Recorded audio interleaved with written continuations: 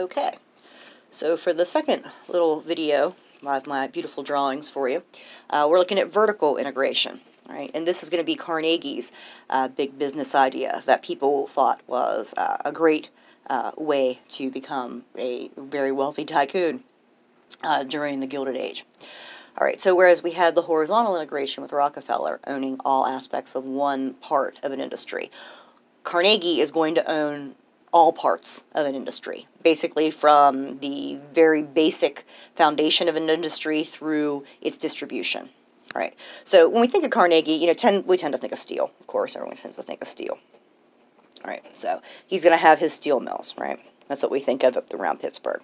All right, but the idea of vertical integration is he's going to own all the elements up to making steel and then even after processing the steel. So a good example would be he would own like the iron ore mines over on the Mesabi Range there, iron ore mines. All right, over in the Midwest.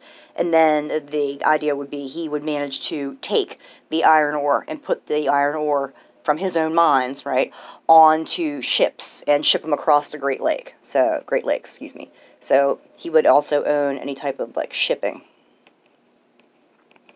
All right. Of course, then he would own any type of railroads, maybe if the steel mills weren't right on, let's say, Lake Erie. All right, so he would own the railroads. All right.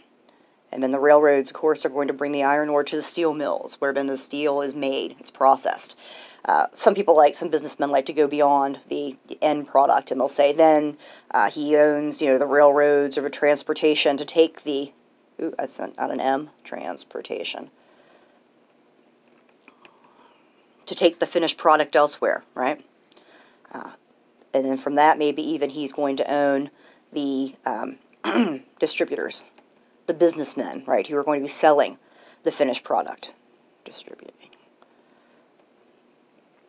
All right. So this is the idea of the vertical integration. You own all aspects of the steel industry, not just producing the steel, but from its very core elements to actually selling the finished product. And then what you can also do with this is you can use all these other areas for other types of business ventures. You could sell off excess iron ore. You could use your ships to haul things for other people across the Great Lakes, right? Same with railroads. Other people can ship things on there. So you're making money in other ways besides just the steel mills. But one way to hold your power in one part of an industry, of one industry, to hold your power, is to control all the steps in the process of whatever you're making in that one industry. All right, so that's vertical integration. That's usually associated with Carnegie.